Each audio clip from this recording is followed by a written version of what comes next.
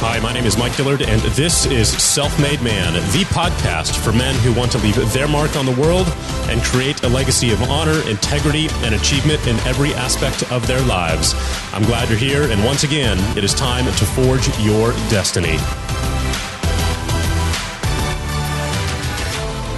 So longtime listeners are going to know that a common theme here at Self-Made Man is the topic of scaling. How do you bridge the gap from a solo entrepreneur to the leader of a growing team, which can have a massive impact on your industry and the world? Well, today we're going to hear from my good friend here in Austin, Geoff Woods. And Geoff is an entrepreneur, but he's also being groomed as the eventual CEO of Gary Keller's growing personal development and publishing empire based on the principles of his best-selling book, The One Thing. Now, Gary started Keller Williams Realty in 1983 and has grown it into a billion-dollar empire, which has become the largest realty firm in the United States, eclipsing both Century 21 and ReMax. So how did he manage such a feat? Well, as you're about to hear in today's episode, there is a very specific formula that he has distilled over the past 30 years for building an empire in any industry, and Geoff is here to share it with you as not only a teacher of it, but as a student over the past few years learning this principle and this strategy from Gary himself. This is an episode that you will definitely want to listen to more than once. I already have. So get ready to take some notes and please help me welcome Geoff Woods. Welcome back, everybody. And today we have a good friend of mine and a fellow Austinite joining us, Mr. Geoff Woods. Geoff, welcome to the show, brother. Hey, Mike. Thanks so much, man. Absolutely. So I am super excited about our topic today. You and I met probably about a year ago through Jay Papazan and a bunch of mutual friends here in town. And you are right now in a vice president position over at Keller Williams Real Estate, which is just a mile or two away from my home here in downtown Austin. But essentially, I really look at you, and I think you look at yourself as a mini entrepreneur within the KW empire right now and what you've been building for Jay and The One Thing and all of that stuff. So if you could give us a kind of a 30-second overview of your background and what you've been doing over there. Sure. So I was in medical device sales for 5 years, had nothing to do with The One Thing or real estate or anything like that. But I know a lot of people in the audience have been at a point where they knew that they needed to make a change in their life. And for me, it came when a colleague of mine had a stroke when he was 35. And I'm looking up going, okay, I make money every month, but I have to show up to work. I have to sell to make that happen. And I had no passive income. And the next week, my company slashes my income by 40%, which was a huge aha for me that I needed to make a change. And the only thing I knew I could do was change the people I surround myself with mentors and people who were where I wanted to be, which is when you and I first connected, Mike. You were where I wanted to be when it came to entrepreneurship and creating systems that generated cash for you. And I formed enough relationships with guys like you that I was able to launch a podcast called The Mentee, which taught me how to build a list and how to do content and convert that into streams of income. And that created the opportunity to move to Austin to partner with Gary Keller and Jay Papazan to create a company around their book, The One Thing. Yeah, and it's been awesome. You guys have set up a members area, or you're in the process of doing that. You've got a monthly continuity, program up and running over the last year. So you've dove in with 2 feet and really done a lot of awesome stuff.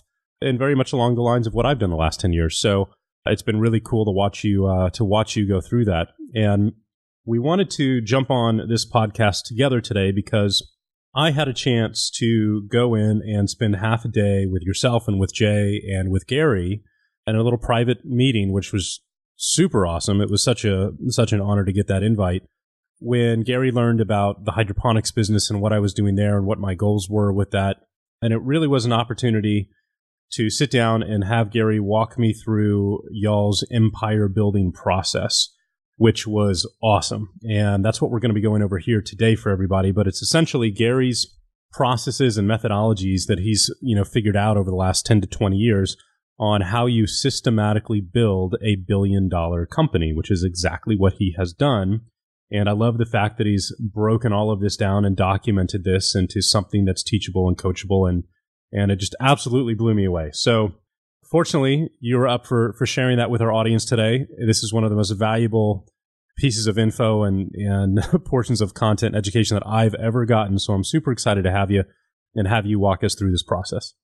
Yeah, I appreciate it, Mike. And at the core, I think people need to understand as entrepreneurs, we're the type of people that want to run through walls. We just want to get it done. Oftentimes we want to get it done fast.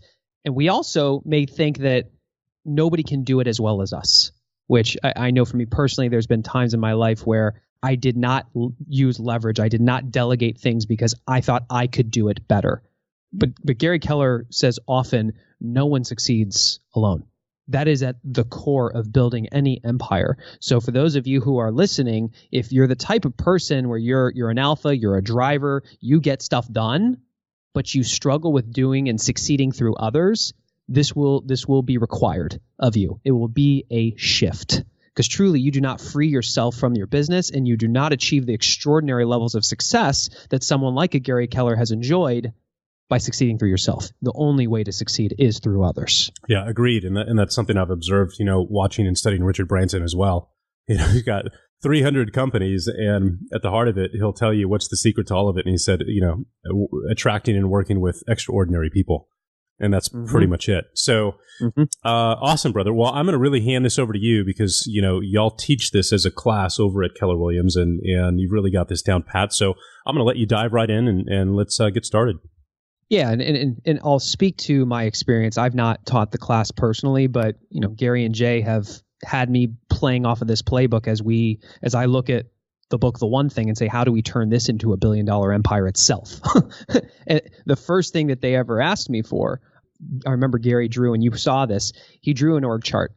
And if you draw an org chart with you at the top as the CEO, and then you have 5 people under you.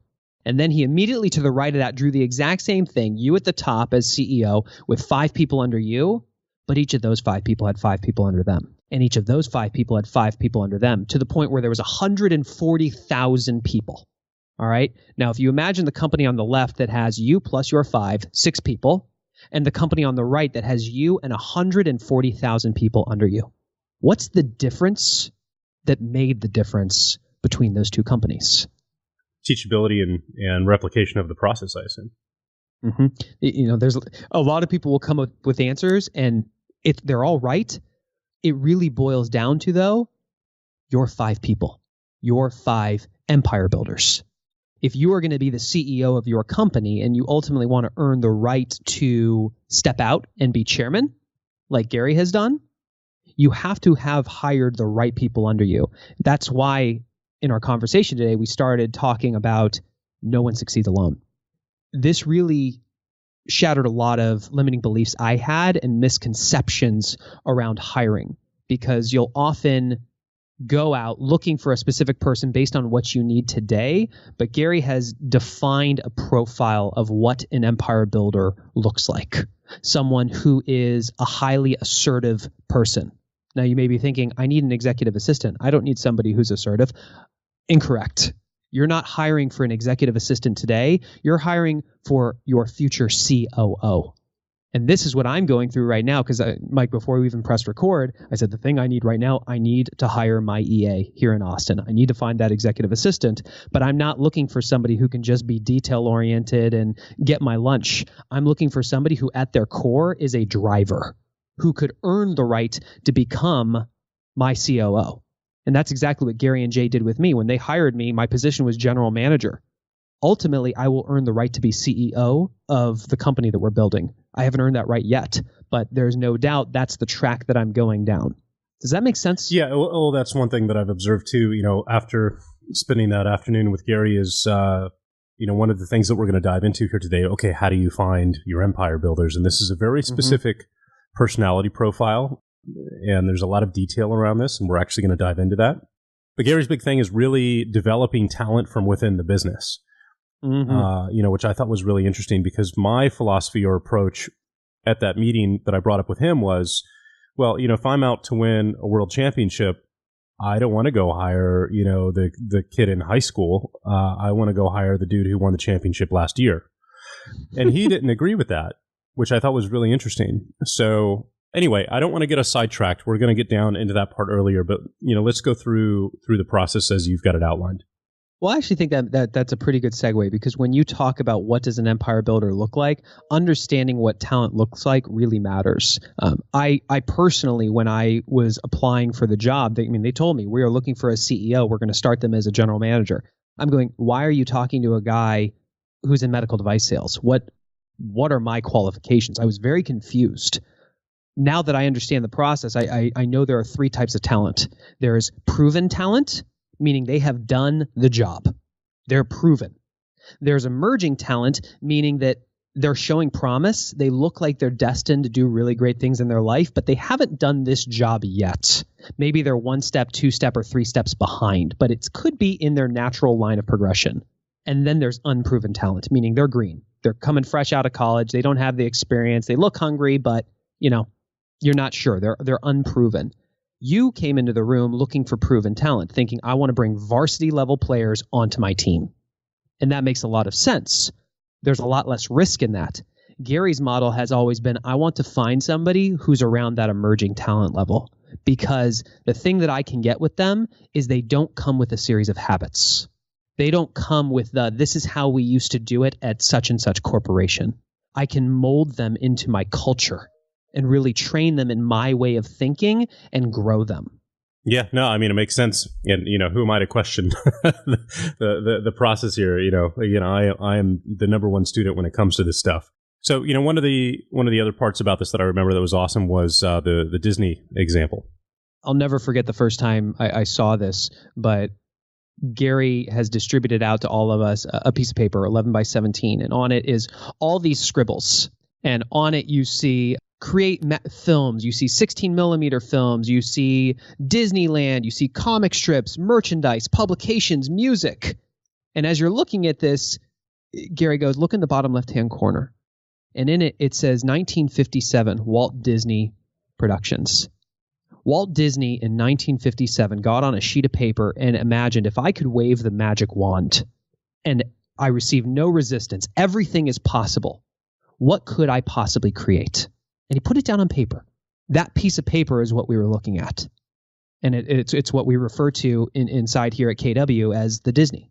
So finding the right people is one thing, but what informs what your org chart needs to look like? And this is when I first started. They said, I want you to wave the magic wand on yourself. I want you to go and draw your Disney.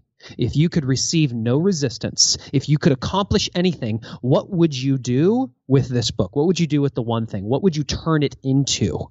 And go out 20, 30, 40 years. Most people do not give themselves permission to go out that far. And I would encourage every single person who's listening to this to get in front of a whiteboard on a piece of paper and put yourself in the same situation. I have just waved the magic wand over you. You can accomplish anything you want in your business. What would you create? What would that look like? And put it down on paper, because then you trace it back to say, all right, what do I need to accomplish in 5 years to be on track for that 20, 30, 40-year vision?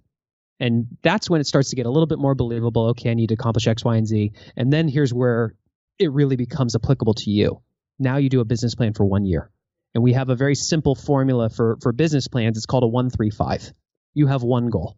If I could accomplish one goal in this next year to be on track for my 5-year goal, what would that be? And then you break it down even further. It's one goal, then you get just 3 priorities. And this is where it's true to the message of the one thing and focus. If you could only do one thing, what's the one thing you could do such that by doing it would make accomplishing that year's goal easier or unnecessary? Only one. Gun to your head. You only get to do one thing. What would that one thing be? And that becomes your priority number 1. Now, if you were to accomplish that first priority and you earned the right to do something else, what would that second priority be? And then what would the third be? That's your business plan. It's just 3 bullet points. And that was something he walked us through. Yeah, no, very cool. Totally agreed. And I think you've got to have that vision that is big and long-term to even recruit, the team that you're looking for. Because if you don't have that and you're like, here's what I'm attempting to do. And then that gets done and there's nothing after that for the next 5 to 10 years, it just falls apart. So Now here's what was interesting, and I remember looking at your face in the room because he wrote it out like, I've got this big goal, I've got priority number 1, I've got priority number 2, I've got priority number 3. But when you turn that piece of paper on its side, all of a sudden those priorities become your org chart. Those become your positions. Yeah, that was a huge light bulb for me in a really big way. So let's walk people through that, right? If you could give an example, you can use your business, you can use my business, whatever it may be. Yeah, sure. So I'm actually pulling up my business plan. I just presented this to Gary and Jay literally yesterday. When I look out at 2017, I've realized I have three major priorities. The first is to build a tribe of raving fans through world-class content and engagement. If I can only do one thing next year, just one, if I only get to do one thing, if I build a tribe of raving fans by producing world-class content and engagement, then that is a win. I get a gold star. That's an amazing year. The second thing, if I earn the right to, is to focus on our membership platform. Like you did with the society, we don't want to be in the business of selling a $4.97 product every freaking day to our list. That's not the experience that we want. I would rather give people select opportunities throughout the year to come into a community where we can really pour into them and show them how they can live a productive life. And so launching that membership platform would be number two. And then if I earned the right to do a third thing, it would be going to the corporate, because we have multi-billion-dollar companies reaching out to us with interest in bringing the one thing into their corporations. That would be my third thing. Now, here's the example. If I'm the CEO of the company, if I want to earn the right of being the CEO of this company, I don't get to do all these things. My job is to cast the vision for the company and recruit amazing talent. So that content, producing amazing content, that becomes a person. That's their opportunity to build. That membership platform, that's a person. That's their opportunity to build. And that corporate sale, I will not do that. That's someone else's opportunity. So when you do your Disney and you look at all the things that you want to accomplish in your life and you narrow it all the way back down to what you need to accomplish in the upcoming year, and then you break it down into three priorities, if no one succeeds alone, if you want to truly succeed through others, then you have to ask the question, what type of opportunity could I create so that a truly talented individual could step into my world, have everything they could possibly ever want in their world inside of mine? Yeah, no, I thought it was absolutely brilliant. And when I went through that process that day, I was like, oh, okay. Here's what it means to build the beginning of an organization. Here are the people that, we need to hire. So I don't want to jump the gun on it because I don't have the outline in front of me right now, but the next question becomes, okay, I know who I need to hire now. How do I find them? And what type of people are these? Because again, we're not talking about building a business here. We are talking about building an empire. And there's a difference between the two. So I want to it first starts really with your mindset. You have a vision. You'll have your Disney, right? How do you sell that? And this is where the idea of creating intrapreneurial opportunities comes about. And I really believe over the next 5 to 10 years, this is going to be a big wave and much more widely spoken of. I don't think it exists a lot today, but it's what Gary created with Keller Williams. He viewed KW as an incubator for everything.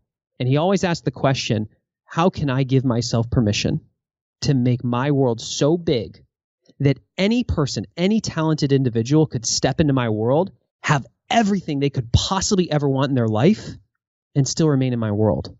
Here's why he asks this question. Because think about a time that either you left an organization or someone talented that you know left an organization. Ultimately, it came down to the fact that they woke up one day and could not perceive a way that they could have everything they could possibly want in their life inside that company's world. So at the heart, as an executive, you have to have an abundance mindset, that you are willing to allow your world to get so big that anybody could step in and have everything they could possibly ever want. So when they interview me and they say, how much money do you want to be making? And I say, I want to be, multi-millionaire, even potentially a billionaire. They go, great, go create that opportunity. And we will give ourselves permission to allow our world to get as big as it needs to be so you can have those things. Yeah, that's awesome. What an insightful question. Mm-hmm. So first and foremost, you as the leader, you have to give yourself that permission. Okay. And then there's this concept of how do you find these people? I remember he wrote on a piece of paper, he wrote I, and then to the right of it, it was we, to the right, it was they, and then theirs. When I or you do it, you own a job. When we do it together, you still have a job. When they start to do it, that's when you cross the line of freedom. But when it becomes theirs, when they feel like they have a sense of ownership or profits interest, that's when you start building an empire. So how can you look at each of these opportunities, for example, in mine, like the content creation or the membership platform or the business-to-business sale? How can I structure it in a way that someone could feel a sense of ownership by having that role, by making that their business opportunity? Does that make sense? Yeah, absolutely. And I love the way that that's framed. I love the way that, I'm listening to the language patterns that you guys have as a part of your nomenclature, if you will, and the fact that you are like, that's somebody else's opportunity. And I've never heard it put exactly in those terms, but it's an unbelievably important way to frame that. So huge. Yeah. And well, I mean, I'm sitting down with Gary yesterday and I'm for the first time positioning this B2B opportunity. And he looks at me and I very quickly said, that's not me, Gary. That will be somebody else's opportunity. And I'm already recruiting that person. And he nodded his head and said, good, go do that. Cool. So there's a reason I've focused all up until this point on really you and your mindset, because it matters. You have to have that big, attractive vision that a talented individual is going to be attracted to. The talent is not looking for a job. They're looking for an opportunity. They're looking for that chance to make their empire. And so you have to cast that first and foremost. Now, how do you find them? So this is where we start talking more about that profile. When you have your org chart, true to the message of the one thing, if you could only hire one person, what's the one person you could hire such that by doing it would make everything else easier or unnecessary? You don't get to go out and scout for 3 positions. You narrow your focus down to 1. And so in my life right now, it's an EA. I know I need to go find that executive assistant, and I'm not looking for somebody who can just get my lunch. I'm looking for somebody who's destined to be a COO.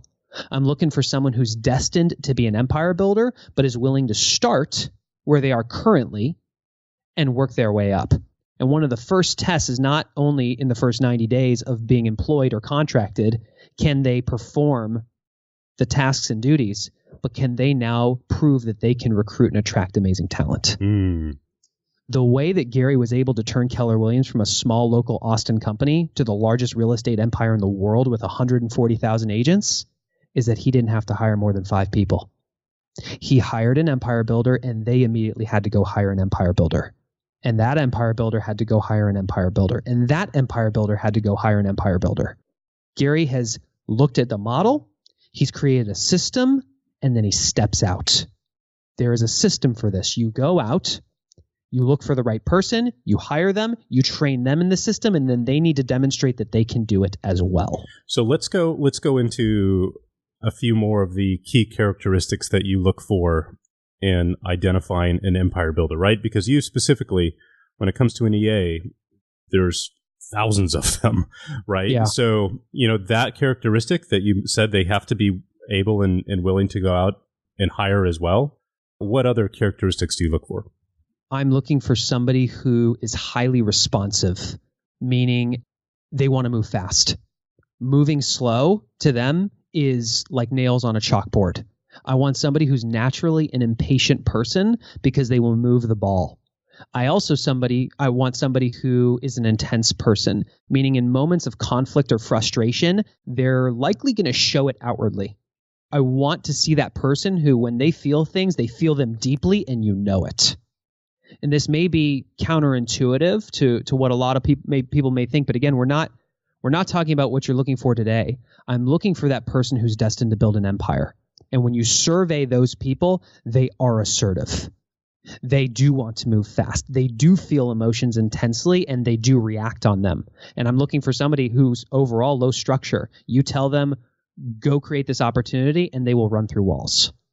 Awesome. What else? That's when, depending on the very specific type of person you're looking for, the personality traits will vary more. But true to the message of the one thing, if you could only pick one, you're looking for drivers. You're looking for that person that's assertive. If you're looking for a CFO, you want somebody who's going to be conservative, but you want a driver. At the end of the day, they just have to have that sense of urgency and that assertiveness in them. I don't remember this, if we went over it or not, but is there a specific Colby profile or Colby score that you would associate with a driver? I'm not familiar with it. On the discs, on the disc scale, you're looking for somebody who's high D. That's the driver. Okay. What is your disc score? your profile? I'm a high D and a high I. Gotcha. Yeah, I don't remember that. I'm going to have to go through that. And we'll put a link if you guys aren't familiar with DISC in the blog post in the show notes for this. I know Tony builds his entire organizations based on DISC, and it's either been DISC or Colby, and I've come from a background where a lot of my colleagues have used Colby, so that's what I'm most used to. But okay, so we've got a driver, we've got someone who moves fast, and ideally, again, what you mentioned is someone who is up and coming, not necessarily already established, because you want them to assimilate into your culture as opposed to them assimilating your team into their culture that they brought to the table, correct? Exactly. And then once you make that hire, it's about how do you vet them as fast as possible. I've heard a lot of different thought processes around, do you hire slow, fire fast, hire fast, fire slow? Our process, at least internally, for me to get vetted for this opportunity was 5 months long. It was extraordinarily detailed.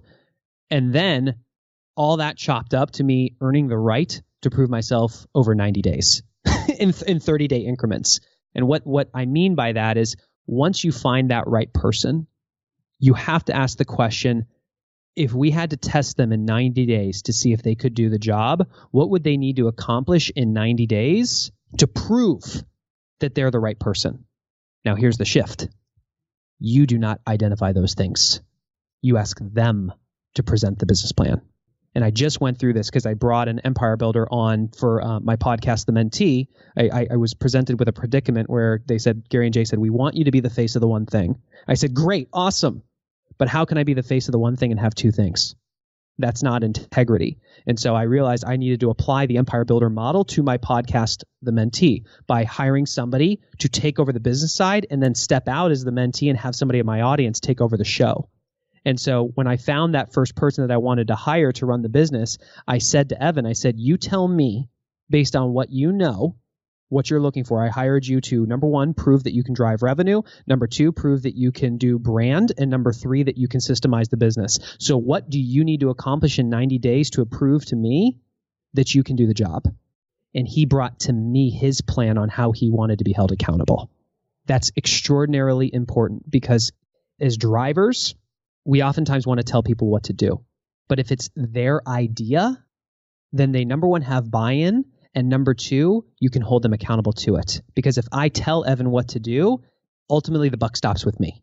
Well, you follow me there? Yeah. Well, I think what's even more important too is the fact that they can come up with a plan. You know, the fact that they're not like, okay, tell me what to do, and they have to have the creativity and the organizational skills and the strategic, mindset in order to even come up with a game plan. Yeah, and that's exactly what happened when I got brought on board. They said, give me a business plan. I started asking questions that said, we know what we think this company should look like, but it's not about us. This is your opportunity. You go tell us what you want to build.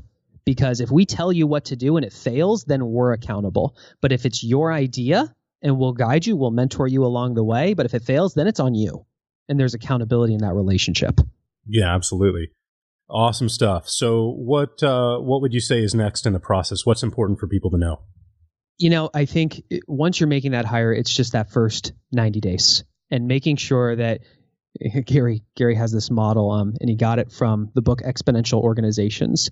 But it talks about when you look at the companies like the Ubers, the Airbnbs, the Facebooks, these companies that have had exponential growth, and you look at an exponential leader, it's someone that can cast that vision, and then you tie weights around their ankles and you throw them in the deep end and see if they can swim. You're looking right away just to see, can that person swim in the first 90 days? Because if they cannot, they're not your empire builder. And you would be doing them a disservice to steal time out of their life in an opportunity that is not right for them. And so I think it's just a matter of getting them to prove and validate that they can move the ball right away. What does the day-to-day look like interaction-wise between you and your new potential hire during that 90-day window? Are you meeting once a day, once a week? What does that look like? On Mondays, we have what we call a 411, where they bring to me a document that shows these are my goals for the year. This is what I need to accomplish this month to be on track for this year. And this is what I need to accomplish this week to be on track for this month. They present that to me. I then this is a coaching and mentoring conversation about, hey, have you considered this? Is this what works? But ultimately, it's their decision on what they're going to do. And then on Friday, we come back together and say, great, how did it go? How's your knowledge? Is there anything that you feel like you're lacking in terms of knowledge to be successful? How's your attitude? Are you demotivated? Are you inspired? Anything we need to talk about? Are there any skills that you need to develop? Anything I need to do to support you? And how are your habits? When you look at the things that you do naturally, are you set up for success based on who you are waking up in the morning? Do we need to focus on developing the right habits for you? Awesome. Love it. What other pieces of this puzzle have we not covered yet? There's building a pro forma and benchmark and trending. We can get into all that stuff, but at the end of the day, I think for people to walk away from this, the big goal is for you to take action and get value from this. I think if you can recognize the fact that if you truly want to build an empire, it starts by making sure that you're recruiting empire builders under you. And this is, now that I've been going through this for about a year, it's really easy to go out and start looking for the right person and to have somebody show up who's definitely a talented individual, but in your heart, they're not an empire builder. Just know that every single time you bring someone onto your team that is not an empire builder, you've just lost a leg to stand on. Because the ultimate goal is that one day you can look up and out of those 5 who report to you, one of them gets to replace you as CEO so that you can now just be chairman of the board and the business thrives with or without you. But if you violate the process, you will be forever tied to the business. Yeah, no, it's that's the methodology, and I'm really glad that you shared that book that I just wrote down. I'm going to be buying as soon as we finish up here today. Exponential Organizations. Are there any others that are really must-haves? Books? Mm-hmm. Obviously the one thing, but beyond that. Yeah. Gary has recommended a few to me. Exponential Organizations was one of them. He recommended the membership economy because at the core of all business, membership is the future, and you understand this, Mike. He also recommended modern monopolies. Because when you look at, again, those Ubers, those Airbnbs, the Facebooks, the monopolies of today are all platforms. So right off the bat, he said, here you go, kid. Here's the one thing. Best-selling book. Go have fun. But how are you going to turn this into a platform that we own and control? And that's when ultimately you and I will have a separate conversation on this, Mike. It's how do we build that platform? Yeah, no, that's awesome. I'm going to be picking up all 3 of those. And another question just popped up in my head, right? So people have their priorities that they need to get taken care of. They've identified the people that they need to hire to pursue those. They're just getting started. Just tell me how you would do this. How would you actually go about hiring that person, even starting from the job description? Is that job description something that you are writing? Is that something that you are posting and circulating out on, Monster, whatever it may be? What does that actually look like? When they shared their definition of a job description, it made my head spin a little bit. And Jay asked me this question. He said, okay, what are the 2 to 3 things your executive assistant will have to be able to do exceptionally well? Otherwise, they get fired. Okay. That made me pause because it's not, what are the things you'd like them to do? No. What are the 2 to 3 things they must be able to do exceptionally well? Otherwise, they get fired. That's a whole nother way of looking at it because now it's no longer a negotiable characteristic or skill set. Mm. They must have those things. That's when you get to now start going out and talking to people about it. When I'm saying, hey, I'm looking for an executive assistant. I'm looking for somebody who's extraordinarily driven. They are destined to build an empire, and they have an unprecedented level of detail. Do you know anybody in Austin who fits that role? And that's when you can start recruiting and leveraging 6 degrees of separation to tap into those people. So do you put in there your vision for your empire, right? The Disney map. That's a conversation, and I'm going through this right now because I'm about to make my first hire for this business. Whether or not the full, there's a big vision that goes out there, I'm sure somebody in our HR will craft that for me, but that's a conversation that I'm going to have with them one-on-one because I really want to understand first and foremost, if I can wave the magic wand for them, what does their life look like in 5 years? What does an amazing life look like to them, both professionally, financially, and personally? And once I understand that, then I can really share with them the vision and show them how that vision may or may not help them achieve their dreams. Interesting. So I'm going through this process right now for Self-Made Man. So my big priority for this next year is to find essentially a producer or someone who takes ownership of the entire content production process, from the podcast, finding the guests for that, booking those people, the networking side, but also from a video standpoint, where one of my big priorities for this is to start to formally produce, awesome lessons on a monthly basis that are not Mike running around the country on a plane and filming lessons with individuals, but much more of an in-studio structured process. And so I need to find someone who can take ownership of that, because I can't do it, right? And so where I'm starting right now is to put together, finished writing a script, 1 to 2 pages long. It's going to be, 2 to 3 minutes on here's what we're building, here's the vision, here's why we're doing it, here's the problem we're solving, here's how we're making the world a better place, and here's why we need, your help in this process. And then that will always be at the forefront of the actual job description that we're looking to fill afterward. I don't know if there's, if that's correct, if that's the good way to go about it or not go about it. For me, it was making sure that we're attracting people who are first and foremost aligned with the mission of the business, since that's the most critical piece. And then, okay, great, we'll dive into the details of your history and whether or not you're right for the position, after that. So anyway, I don't know if you have any thoughts or feedback about that. I would have to, I've got our hiring process is a 200-page binder. And I know there's a job description formula in there. I just frankly haven't had to do it. So I can look at it and I can get it over to you, and we can make sure that you get to see that. Yeah, cool. So that's where I'm starting. If people are wondering how I'm going about this process, and I'm going by the seat of my pants here, but, we'll see how it goes. But the next question is, once we've actually got that video up and the job description up, it's like, okay, now how do we get this in front of the right people? And obviously I'll be sending it out to the audience. I'll be telling you guys where you can go if you happen to be the right person or know somebody who could be a good fit.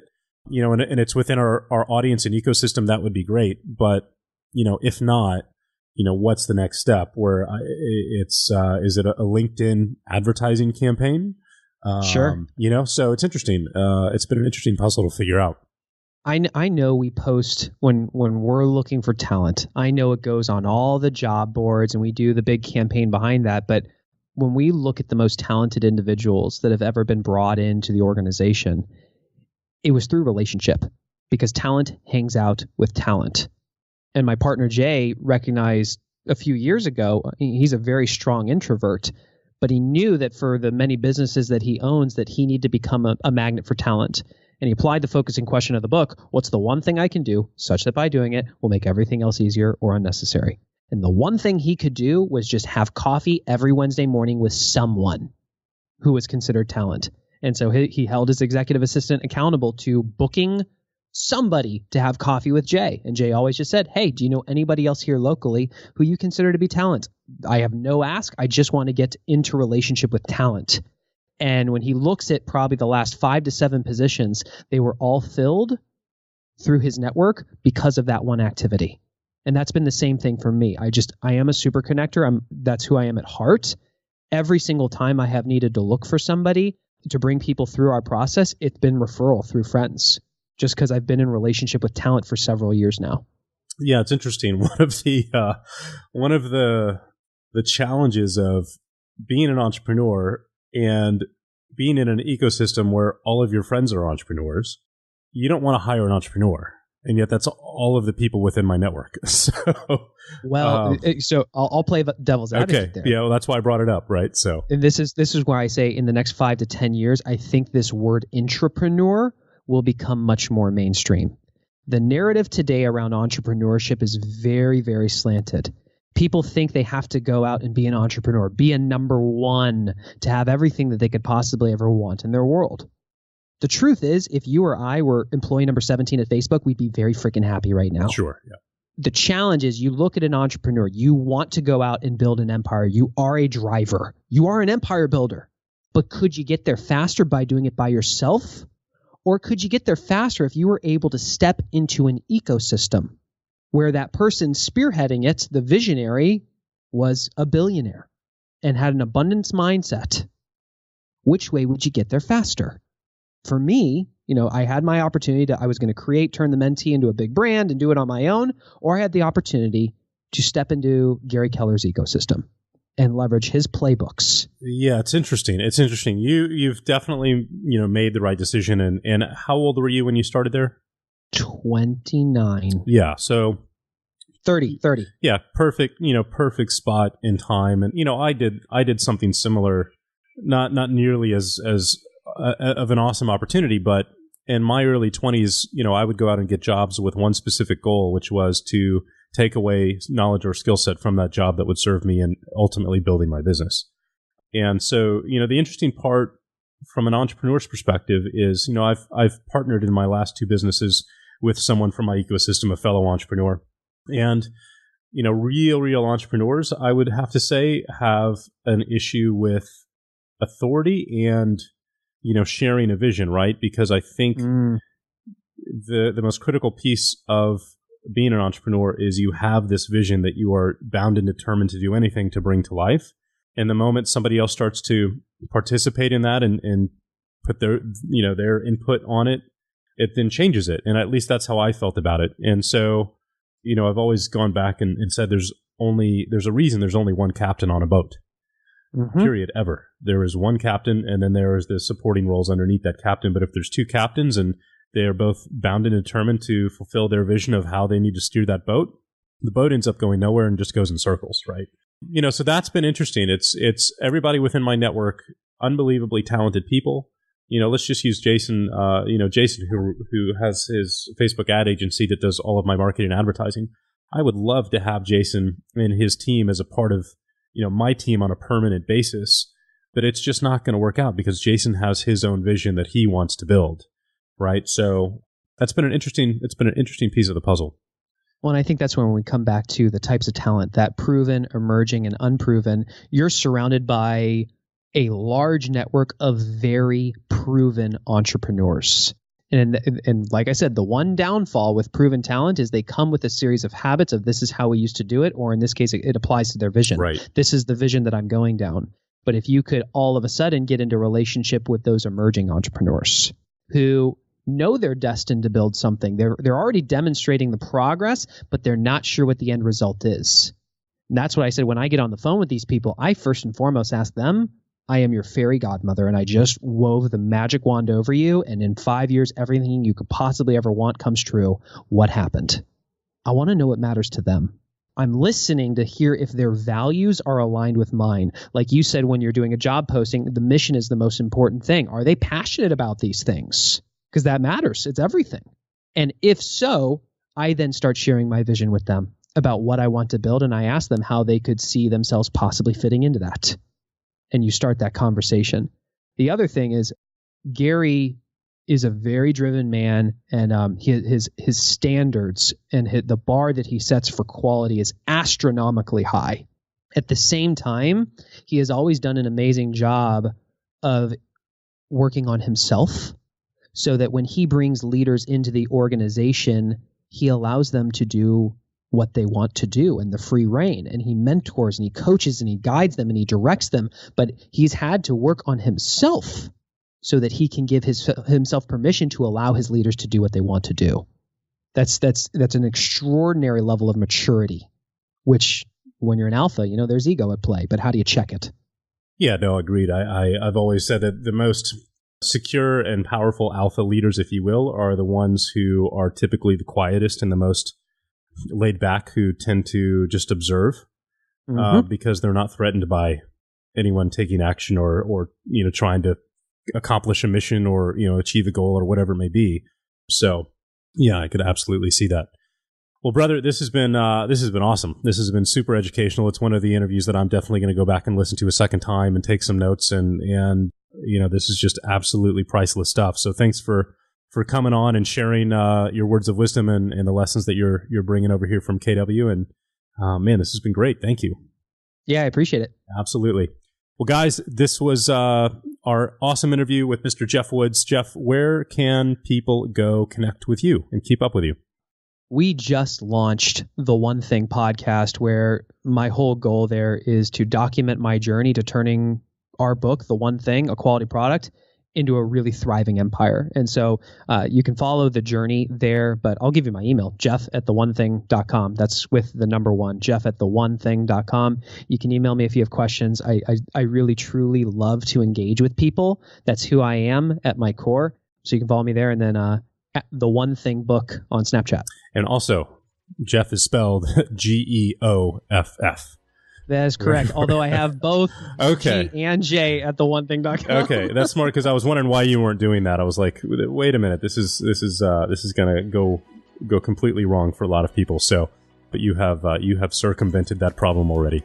But awesome, brother. Well, it's great to catch up again. Looking forward to seeing you soon. Thanks so much for joining us here today, and everybody out there listening, thank you so much for your support. This has been an absolutely amazing year. I love the feedback and the comments. I read them all. If you learned something from the show, which I'm sure that you did, Geoff and I would both love to read your comments on the Facebook page. So go to mikegiller.com/blog to find this post and let us know your thoughts. Thank you so much, and we'll see you next week.